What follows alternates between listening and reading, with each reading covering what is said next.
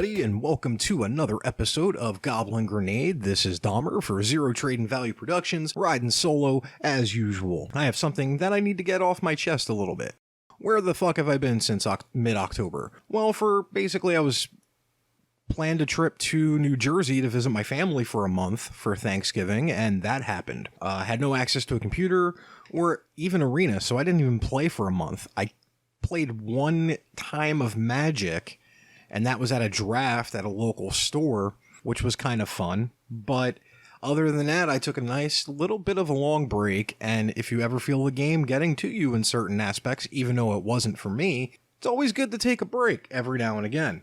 Seeing as I took that break and some things happened, we're going to go over a few little bullet points very, very quickly because they've already been covered by much better podcasts than the one you're listening to right now.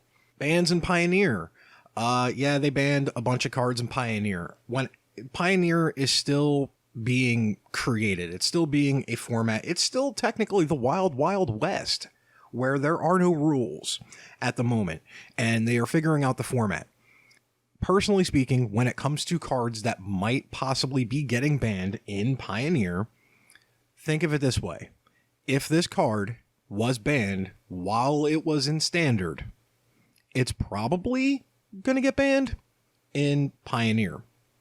Because Wizards doesn't really like to ban cards in Standard unless they really fucked up. And, well, you know, between Eldraine, they fucked up a bunch, and then fucked up a little bit in Core Set. So yeah, all the green cards that got banned, and then in Pioneer, Smuggler's Copter finally got banned. Who didn't see that coming? Bans in Standard, obviously. Oko finally got banned. Personally speaking, they should have banned that when they banned Field of the Dead. Wizards knew they frigged up really bad with Oko. So yeah, I really think when Field got banned, Oko should have gotten banned as well. But then again, nobody's going to buy Eldraine if they can't get Oko, even though Oko is legal in almost every other format except for Brawl. And then recently, suspensions in Historic on Arena. They suspended, I think, 2 cards. I know one of them definitely was Oko.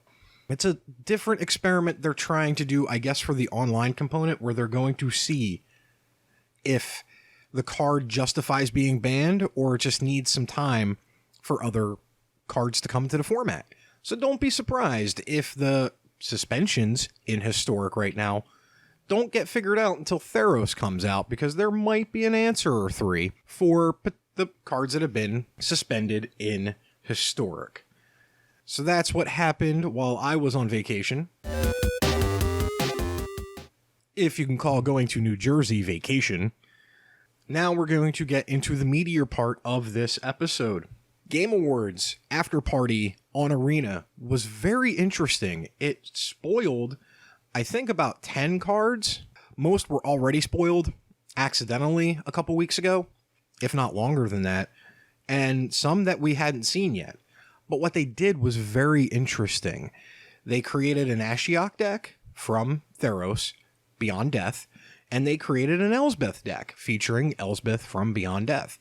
But the cards around these decks, which all of them were one-ofs, except for basic lands, kind of interesting. Because of some of the cards that they put in, and, you know, if you're watching the YouTube, you're going to see some of these cards, but they put Moxes in, they put original dual lands in, they put Ancestral Recall and stuff like that in these decks. Sword to Plowshares. They put in a lot of cards that might see play in between Vintage and Legacy and some modern cards. So not only was this, in my opinion, hey, here's some Theros cards that you can play for nothing and get 3 Theros packs when it comes out, but also Wizards is definitely testing Arena for Modern, Vintage, and Legacy as well. They've already programmed the cards in, and I guess they were seeing if it was actually going to work and function and see if people wanted to play, which, no shit, people would love to play with these cards on Arena. Especially in Vintage and Legacy with the wild card system. Look, Vintage and Legacy are some of the most crazy Magic the Gathering matches you can watch. Getting into it, however, is a completely different monstrosity, because these decks are super, super expensive. So if you give me the option of, you know, getting some Vintage and Legacy decks for Arena at the cost of some wild cards, I'll be happy with that. I will, grind out my wild cards to the point that I can at least get one of the Moxes and a Ancestral Recall and actually do some degenerate shit that you can do in Vintage and Legacy in Magic the Gathering. That would be fun. Plus, as I was getting to before I sidetrack, which I often do on Goblin Grenade, Vintage and Legacy, yeah, super crazy shit happens, but also not many people play on paper, especially because of the barrier to get in is so damn high. You can do budget Vintage and budget Legacy decks all you want, and that's fine. More power to you. But if you wanted to take it to that next level, bud, I hope you have enough to buy a car and don't want to buy a car and instead buy a Magic deck, because that's what's going to have to happen. MTGO or Moto, you can do it for far cheaper as well, but that barrier price is still up there. It's still pretty high. So I found it very interesting that Wizards added all these cards in to this after party, basically as like a test market to see the viability of these formats being in Arena. So prepare for that to happen in the next couple years. It's not going to happen today or tomorrow or next month even, but I'd say in the next 2 years maybe, you'll have those formats in Arena. Now we're going to get to the decks themselves, the after party decks. How you should just choose Ashiok, because that deck had a bunch more counters to the Elsbeth deck than the Elsbeth deck had against Ashiok. The Elsbeth deck is basically just kind of like a weenie deck that relies on enchantments to power up and limited removal and just to bust out of the gate really, really fast and hard. And after that, it fizzes out, at least for me. I played 3 games at first with the Elsbeth deck and immediately went 0-3 in this after party. The reason why, though, is the Ashiok deck just keeps wiping the board and just can board stall till it hits its plan, which is what, Control Magic does. It's nothing new, just whiteboard, counter everything, and make sure that when you're at turn 8 or 9, you execute your plan then. But my biggest gripe between the two decks, and it was painfully obvious, even though Wizards tweeted that, the Elsbeth deck had a 51% win rate against the Ashiok.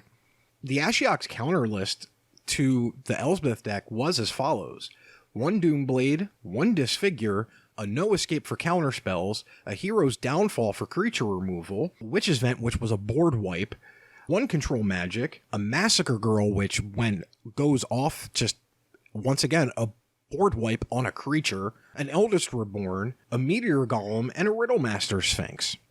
So there's plenty of control and plenty of board wipes for the Ashiok deck. And the Elsbeth deck did have some counters, but not nearly as much. It had a Sword to Plowshares, it had a Revoke Assistance, a Summary Judgment, Arvindale Tactician, a Conclave, and then a Realm Cloak Giant. That was it, though, from what I can see, and you can probably see the lists as I'm going over this. So the biggest gripe was the Elsbeth deck fizzles out, and then the Ashiok deck just takes too much control over the game. Now, that being said, my first 3 games that I played as Ashiok, I went 3-0. 1 concede immediately because they mulled the 5, so I don't count that. So I played a 4th game where I won as well. And this is the disparity between the two decks and how people quickly realized it, because I didn't immediately jump on to the after party until a few hours after it. Anytime I played Elsbeth, instant start. Like the second I hit play with the Elsbeth deck, 5 seconds in, I'm already starting a game. Now, if I'm playing Ashiok, that wait time was around 40 seconds on average. So almost a whole minute I was waiting to find a game until it found an unlucky person who decided to play Elsbeth. And their gripes, yes, and their complaints, and that's fine, but I still liked the format. I still liked what they did. It was fun to play with a bunch of OG cards. I'm not even going to lie. It's been a while since I played with Moxes and original dual lands and, Sword to Plowshares and Ancestral Recalls and all this just general fun cards to play with. That was really cool, really fun, and I kind of liked it except for the disparity between the two decks. And our next topic is going to be Friends List has finally made its way to Magic the Gathering Arena. Whereas before you needed to know your friend's name and number and always type it in to challenge them directly. You don't have to do that anymore, folks. We have Friends List finally. 2 years almost at this point since the game has been in closed beta. Friends List finally made its way to Magic the Gathering Arena. I cannot stress this enough how kind of cool this is. Immediately after doing the Game Awards after party, one of the guys I play with at my local store, me and him, got on our friends list and we started rolling a couple games out. I rolled out my Is It Draw 2 deck and he rolled out his Niv Mizzet, the 5-color version deck. And we got to roll some games and it was hella fun. So much easier if you have friends on Arena now that you can just directly challenge if you don't want to just do randos or actually maybe test decks in the format. So good on Wizards for finally doing Friends List. I will talk a little bit more very quickly, but probably in the next podcast, which I promise to do a little quicker than almost 2 months. I'm going to talk about the collector's boosters in Theros After Death. They're doing collector's boosters. Get used to these collector's boosters being a thing with every set. The short version, I kind of like what they're doing with them. I don't like the price yet. I don't like how foils in the common and uncommon slot get flooded out now because of the collector's boosters, to the point that the non-foil version of a common card can be more expensive than the foil version of a common card. That shouldn't happen most of the time. The masterpieces, I guess they're calling it now, and I guess that's what Wizards is trying to do with the collector's boosters and make a masterpiece. That's how they're going to do masterpieces. Very fun to kind of open up one, even if it's a non-foil. Other than that, I don't think I'm going to be buying as many Theros After Death boosters, collector's boosters, as I did with Eldraine. I kind of went ham hog and bought in total 5 of them if we count my gift bundle booster as well. Oh yeah, Secret Lair came out. And don't be surprised if Wizards definitely does more secret lairs as a way to get around a couple things. They don't want to see Bitter Blossom, I guess, in Standard, which this set would have been Eldraine would have been a perfect set to reprint Bitter Blossom, in my opinion. But I can see why they don't want that in Standard. That being said, this is how they're going to counter getting around powerful cards being reprinted in Standard, or even some reserved list stuff. So don't be surprised. And the awesome touch that they didn't tell anybody about was the stained glass foil planeswalkers from War of the Spark. And in a previous podcast I was a part of, I definitely made mention, if not my other co-host made mention, that they're going to do something with this artwork and not just put it on Arena. It would be stupid of them to just have this on Arena and nothing else. And lo and behold, they waited till Secret Lair came out. And now we get to the angry rant of the episode. I gotta stretch out for this because this might be a long one, this might be a short one, but it's gonna be a brutal one. Brawlidays on Arena. Fucking Wizards. I am not paying 10,000 gold or $15 to play Brawl with people for a 1-card reward. Yes, Reese the Redeemed, and I think that's the name of it, on paper is about a $30, $40 card because of Commander, but in no way, shape, or form am I going to be playing your event that I have to pay into for something that should be always free. In Arena, there should always be queues for brawls. Even if you league it up, or even if you have it as, another ranked mode. Just for Brawl, because it's a format that you were definitely pushing down everybody's throats. And since your re-announcement, my hesitation and on Brawl itself is justified in the fact that since you've relaunched Brawl, Wizards, you've done nothing but fuck it up as much as you can. Between the short allocation prints, between Arcane Signet being the only way to get that card is in your Brawl, between even the reprinting that happened in November that apparently I completely missed. Stores I know and go to still don't have it. I am not going to beat or race people to Walmarts and Targets and GameStops to try and fight for a Brawl deck for the suggested retail price of $22 or something like that, which is what they should be. Instead, I have to fight scalpers and collectors and investors for the Brawl decks just to be able to try and get one. I'm lucky I got my Sir Gwyn Brawl deck. I was gonna buy 2 of the Chulane because I wanted to do Chulane in Standard because it seems like a fun deck to do. But I can't do that now because I can't find any of them. So between the fact that you don't support it in Arena, between the fact that even at like FNM, there is no support for Brawl whatsoever, stores do Commander Leagues. Stores, you can throw down a Commander anytime in most stores that I've gone to. You bring your Brawl deck out and nobody says anything. I'm getting sick and tired of actually bringing the one Brawl deck that I have for nothing. I'm thinking about just parting it out at this point, just so I can get another Commander Tower and put my Arcane Signet in my Dapala deck. Now, spoiler warning, I now play Commander and I'm enjoying the living hell out of it. And yesterday I actually went to a friend's house and played, and we had 8 people there, so we split off into 2 4-player pods, and it was great. I got 3 games in, and I won my first Commander game ever with Tarlane. Thank you, Commander's Quarters, for the $10 Tarlane deck.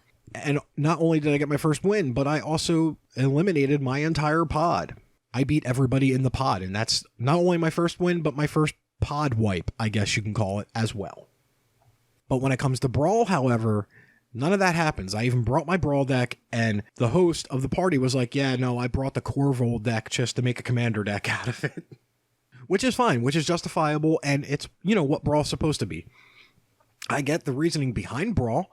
You're supposed to make a Commander deck, and then when it rotates out, if you still enjoy the format, add 40 more cards, and you got yourself a Commander deck. Okay, cool. You've introduced people to Commander, but you stifle them by doing the short print run, not really getting the second reprints out fast enough, and now with this Brawlidays bullshit on Arena, you've basically have already written off Brawl again, because this is not the first go around with Brawl that you've all fucked up on, and it sure as shit won't probably be the last time you fuck Brawl up. And I'm sorry to say it, I was really somewhat pessimistically hyped for the Brawl format, but I know Wizards can do Wizards things sometimes, and since Brawl came out, Wizards has done nothing but Wizards things. It's bad when people who helped design the set simply refused to play this event by saying, and I think it was Emma Handy who basically tweeted out, yeah, I'm not paying $15 to play an event for a format I helped create with the decks and made you money off it. Get real, Wizards. Get real when it comes to your Brawl on Arena. Just put it either in ranked or open play so people can play Brawl whenever they want. It's a great format. Seriously.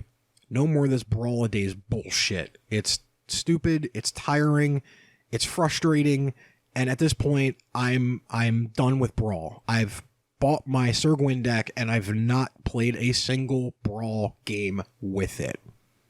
I've played more games of Modern that I've recently gotten into than I have Brawl.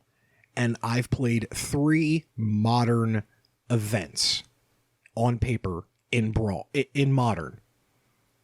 I've played not a single Brawl game yet because I can't find anybody who wants to play the format because Wizards themselves has shot themselves in the foot again when it comes to not only supporting, but continually supporting the Brawl format. I'm angry, not angry, but I'm very displeased with Wizards about how they've handled this particular format. It should have never have come to this. There should have been better support. There should have been constant Arena games going on in the Brawl format. Hell, you probably have. I don't know because I didn't play Arena for over a month. You should have made the Brawl decks available to buy on Arena. That would have been a better justification of making the money. Do what you do with the 10 packs and the 10,000 gem deal. Here's a Brawl deck. Add in either a couple cosmetic arts cards with them, or add 400 gems for buying your Brawl deck. It's just simple shit like that. Or, when you buy your Brawl deck, the sleeves, you get the sleeves for your Commander for the Brawl card. There's so many ways Wizards could have gone about doing this in a much better way that would have made more money than the Brawlidays event, because I know for a fact that didn't make as much money as they were anticipating. If you did something along the lines of purchasing the Brawl decks on Arena with a couple cosmetics or even gems, you would have made a fucking ton more money. I don't know what to say about the Brawlidays event other than what I've already said. My distrust in the format is at an all-time high, and I really think my Arcane Signet's going into Paula now. And my Command Tower is probably going to go into Paula as well. I don't think I have a Command Tower in that. I have 4 Soul Rings now for 3 Commander decks, but, you know, that's how it goes.